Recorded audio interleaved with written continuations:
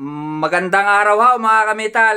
Reho yung aming ibibigay uli ho sa inyong counting idea sa mga gustong gumaya sa paggagawa ng double deck. Ano ho? Yan ho, ang ating ginamit na materyales ay 2x2 ang poste, 1x3 ang pinakasahigaan ho. Itong ganito ho, sahigaan. Mataas ho ang siding ho niya para hindi ho mahulog ang mga tutulog ho diyan. Yan ho, ang ating drawer ay aluminum cladding. Ang frame ho ay 1x1. Ang frame ho ng drawer ay 3/4 by 3/4. Ano, ang ating siding ay cladding. Cladding ho. Ang ginamit ho natin dito sa drawer ay yung bearing type. Ano, mga kamital, yan. Ay tunay na napaka-quality ho mga kamital ho niyan. Tingnan ho natin sa malayo-layo ng kaunti para makita ho ninyo yung hitsura.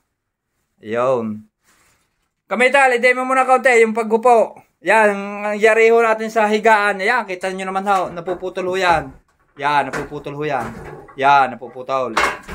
Quality ho yan. Napaka-limit ho ng higaan yan. Bade, subukan mong umupo sa, para may pakita. Yan, yan ho mga kamital. Ito lang quality ho yan. 6 inches ang foam. Ano ho?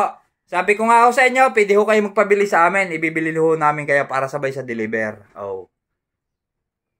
Saktong-sakto ho yan sa 6 inches ang foam. Ano mga kamitalaw? Quality ho yan. Quality. Kahit pa ho yan, sabi ho ng iba, may nagtatanong na sabi, baka daw ho pagka sinakyan sa taas ng dalawa, lulugso. Nako, hindi ho mga kamital. Ako na ho nagsasabi sa inyo, hindi ho lulugso yan. Yang kasahong yun ay napakatibay mga kamital. 2x2, 1x3, mapapalugso ay mahirap na ho. Dahil yung ating kasaho dito sa ilalim, mga kamital, ay ito may nagiging 2 inches pa ho yan dahil may nakayapos na 1x1. Talagang napaka-quality ho niya. Hindi ho lulugso yan mga kamital.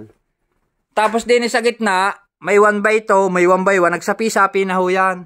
Kaya sobrang tigas ho niya mga kamital. Oh. Quality ho niya. May headboard, may footboard, may drawer. Double deck na simple hagdanan. Ay ito na napaka-quality mga kamital. Kahit oh. bitinan ba, de? Kahit bitinan niya, kahit ilan pa ang sumakay. Ito na napaka-quality ho niya. Yan o, ating para makita ho ninyo. Oh. Bade, buksan drawer para makita ulit. Dandahan lang bade. At medyo hindi pa tuyo ang ating pagkakasilan. Yan. Yan. Smooth na smooth talaga yan. Oh.